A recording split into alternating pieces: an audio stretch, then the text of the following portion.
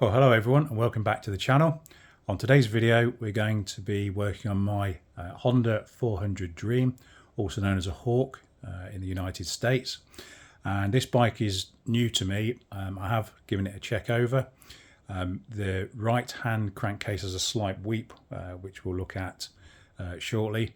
And as I've got to take off the right hand case and therefore drain the oil, I might as well do some service items at the same time, change the oil, change the filter, that type of thing. So let's get into it and see what we've got.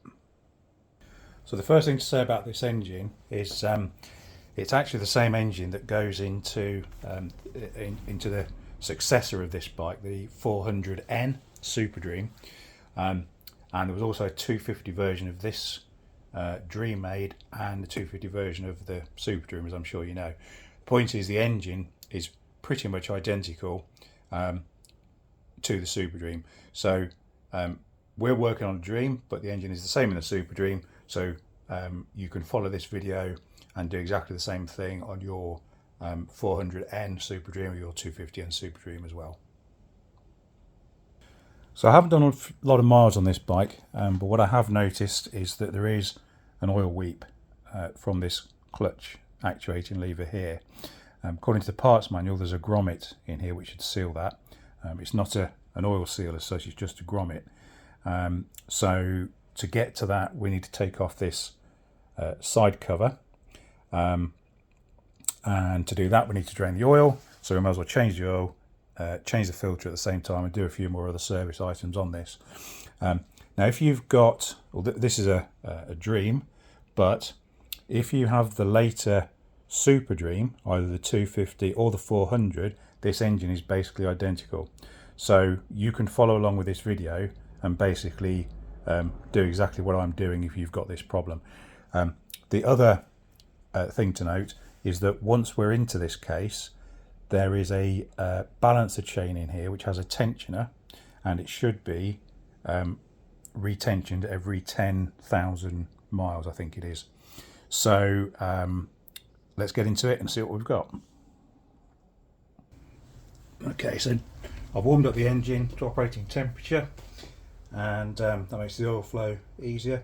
And the first job then is to take off the oil drain bolt here, which is on the right hand side of the crankcase.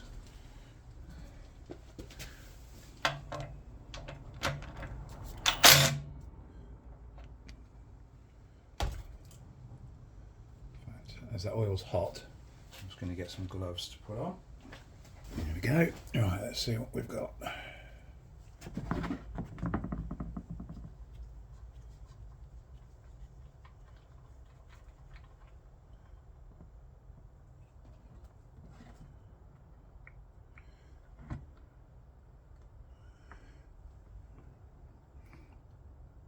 Not looking too bad. Seeing a lot worse.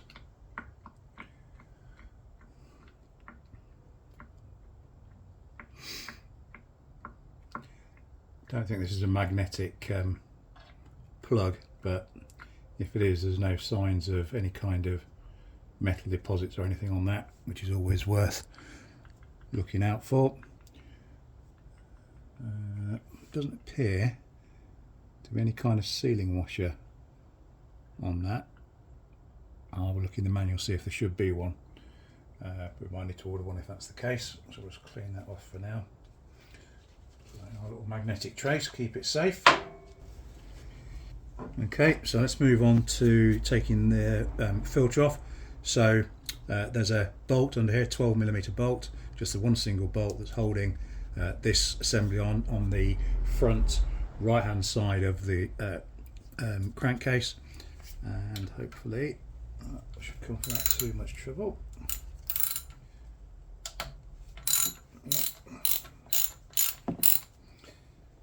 Then, there we go, floodgates have opened, and we're starting to get oil coming out of where the filter is as well. It's always a messy job, this. There's no avoiding it really.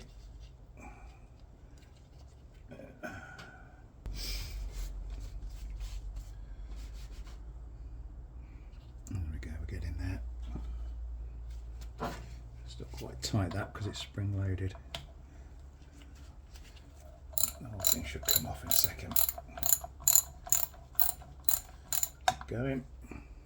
Most of the oil's come out of that now. There'll be a load of oil sat in the bottom of this case, but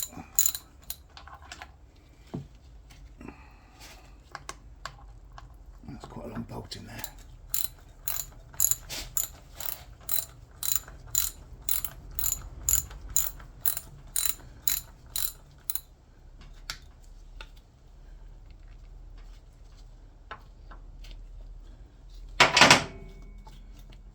Not quite.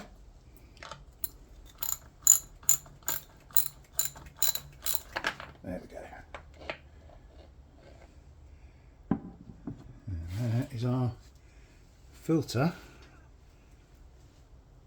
out as well. While waiting for that rest of that oil to drain before we take this case off, there's some ancillary components we need to take off, which includes the tachometer drive cable, tacho drive cable, the clutch cable, and we're also going to need to take off the kickstart and the right hand footrest by the looks of it as well.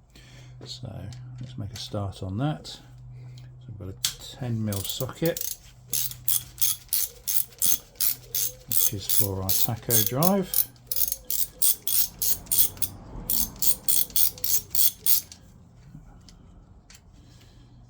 With a washer on it.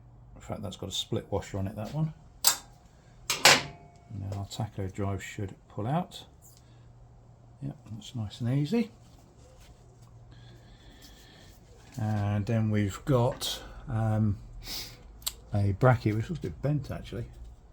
I might try and straighten that back up in the vise before we put it back on. It definitely looks a bit bent up to me.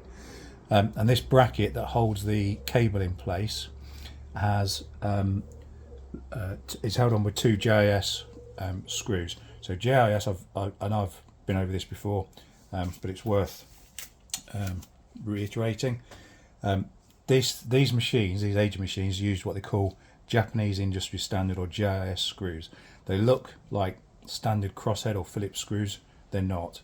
The profile is slightly different, and if you start using a standard Phillips head screwdriver on these, then the chances are you're just going to turn the heads off them. You know, you need to buy a decent set of Japanese industry standard screwdrivers, JIS screwdrivers, and make sure the heads are in good condition before you start thinking about undoing them. I'm assuming that this case has been off before. It certainly should have been, bearing in mind the mileage the bike's done, because every 10,000 miles this should have been off to check the tension of the balance chain. But whether it has been or not, who knows. But anyway, let's have a go with these screws and see how we get on. Actually, that one was quite loose. What about this one? Oh, yeah, that one's okay as well. Okay, so let's get those out. Let's hope the rest of them come out just as easily.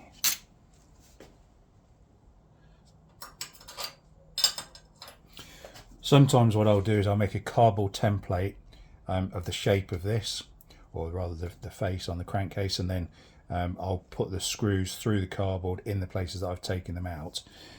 In the case of this, I'm not going to, because I think it's going to be pretty obvious where these screws go. If you're unsure when you put them back in, you can always refer to the manual.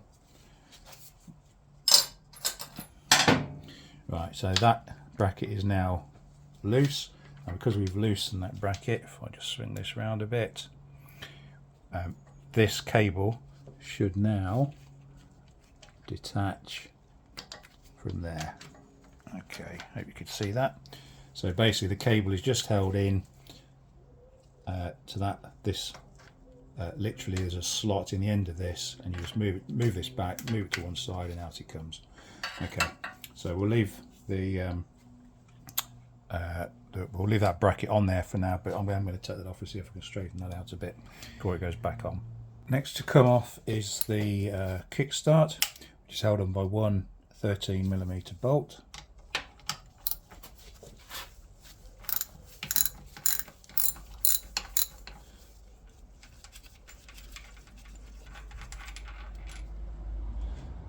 and a split washer on there as well. This should slide off the spline shaft then with a little bit of persuasion. Yes, it does. There we go, nice and easy. Happy days. Okay, the front footrest is held on with one, I think it's a 17mm bolt. It's in the way of one of the screws holding the case on, so this needs to come off next.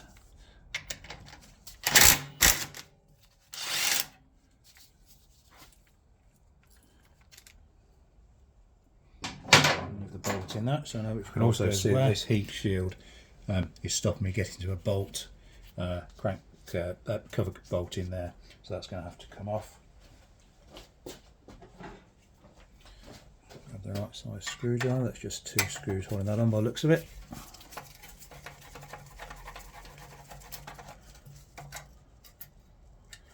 And there, I have to say, for a bike that's from 1978, all of these screw heads appear to be in very good condition. Makes me wonder whether at some point it's had a new set of screws put in or used.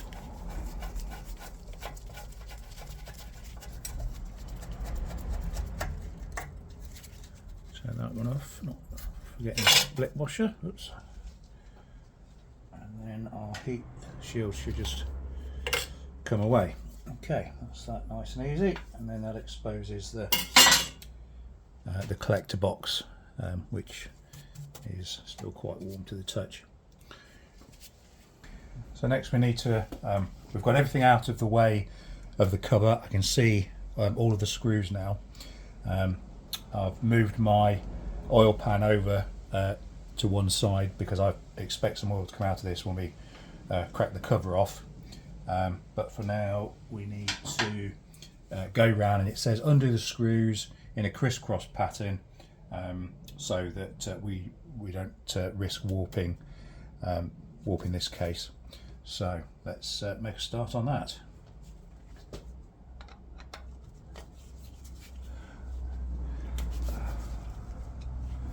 I'm just going to try and loosen them all off first. These are coming out remarkably. Well, I shouldn't say that because you know what's going to happen. You know what's going to happen as soon as I've said it.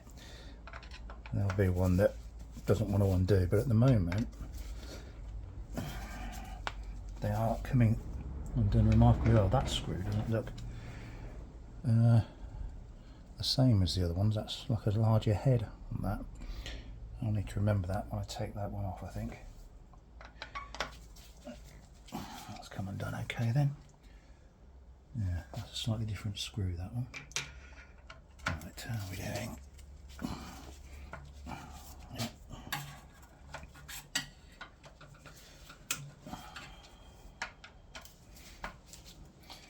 That's quite nice to see that these haven't been over tightened. Right, I'm just going around now making sure that I've loosened them all off before I start unscrewing them all. I think I've got all of them. Yeah, okay. Right, so now we've taken the tension off the case, we can take these out in any order we want now. So what I'm going to do is I'm going to use a different I've got just a little magnetic tray here. I'm going to use a different tray for all the bolts that hold the case itself on. I won't get them mixed up with any of the other bolts.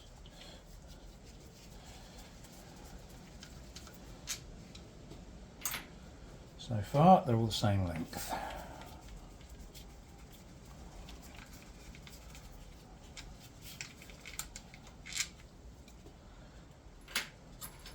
Oh no, too high, not quite. Alright, so one more. Very slightly longer.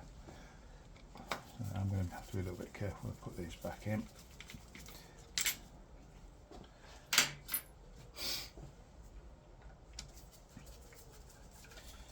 Just to make sure we get them in the right order.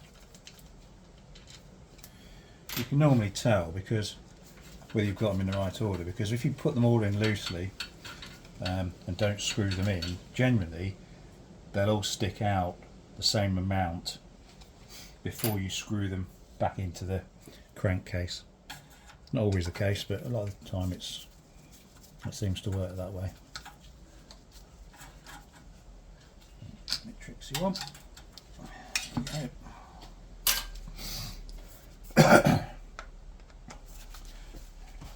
Quite nice working on a bike that's got the original screws in, rather than one that's been converted and had hex bolts put in. Got nothing against hex bolts. Problem with hex bolts though, having said that, is they're a lot easier to over tighten than a JIS screw, because you can get a lot more purchase on a hex wrench than you can just with a screwdriver in the head of the screw. So you do tend to get more problems with stripped threads in the cases when they've been replaced with hex bolts, because of that reason. Wheel out. Okay, so there's that one there, which in my case, I don't know whether it should be, but in my case it definitely seems to be. Now, not only is it a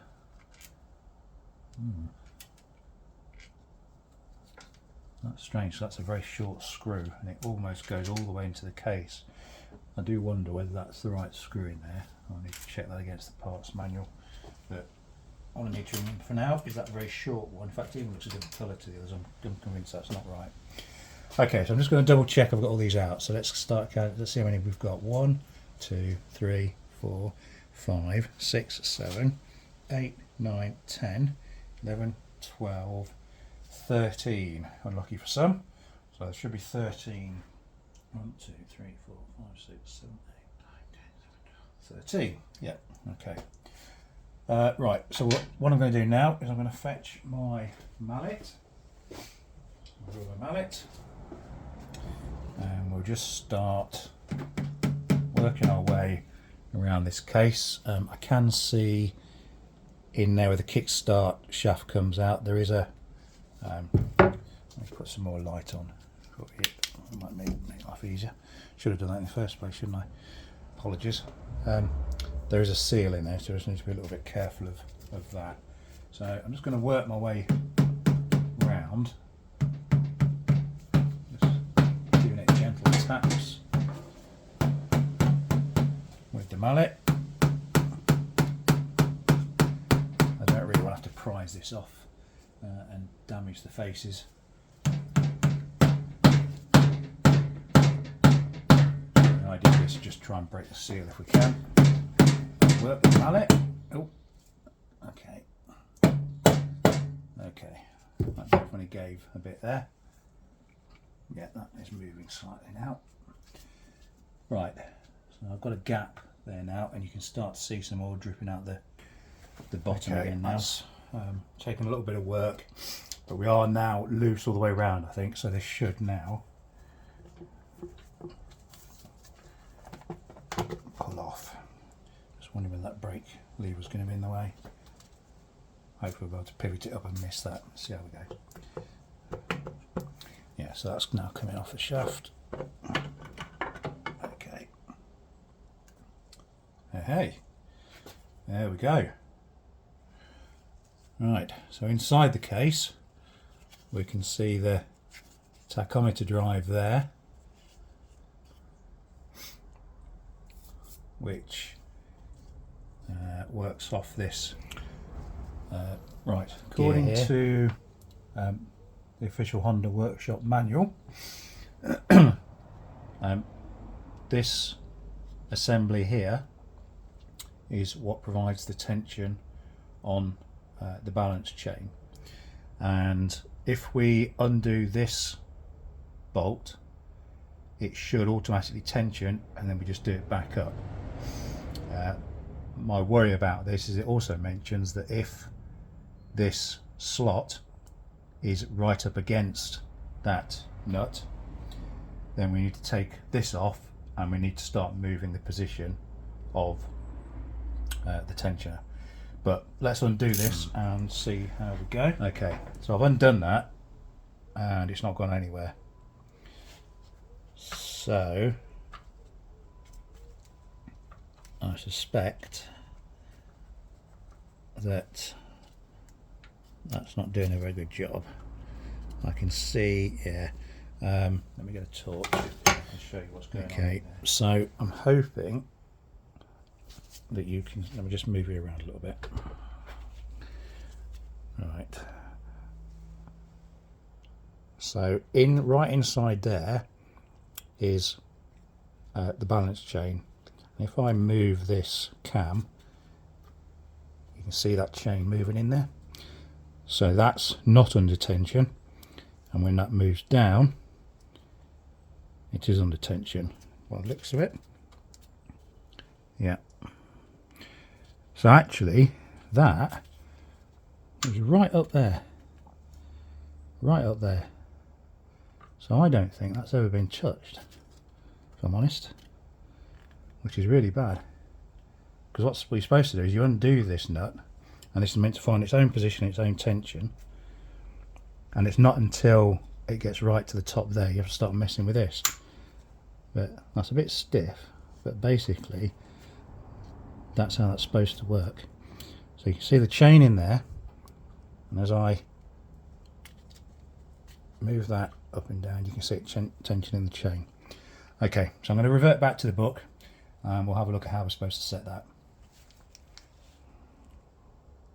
Okay, so just to recap on what we found there,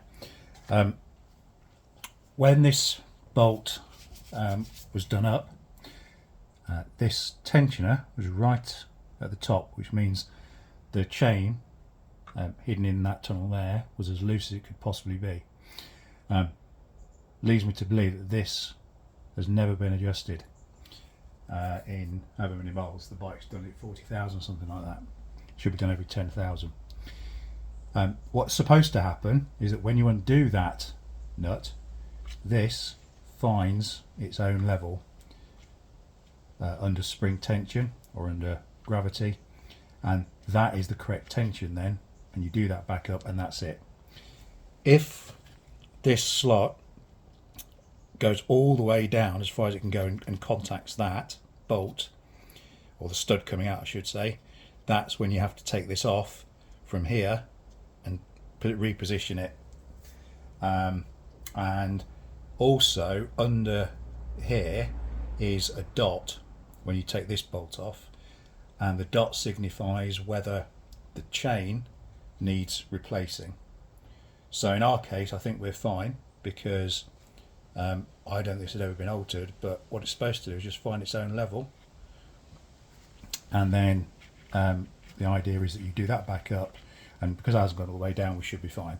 So I've sprayed this out with some carb cleaner. I've just put some WD-40 on there just to make this move a bit easier, because it's sort of, sometimes it's stopping sort of there, sometimes it's going a bit low. What I don't want to do is force it down and then do this up, because the chain tension will be too tight. See what it's doing there?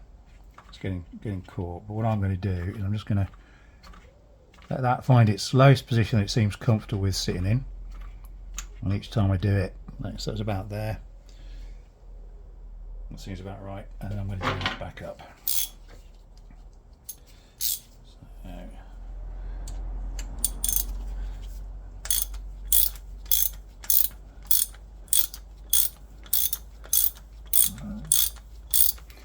It does make you wonder, bearing in mind this bike is 40 odd years old, that has never been, appears to have never been checked or adjusted.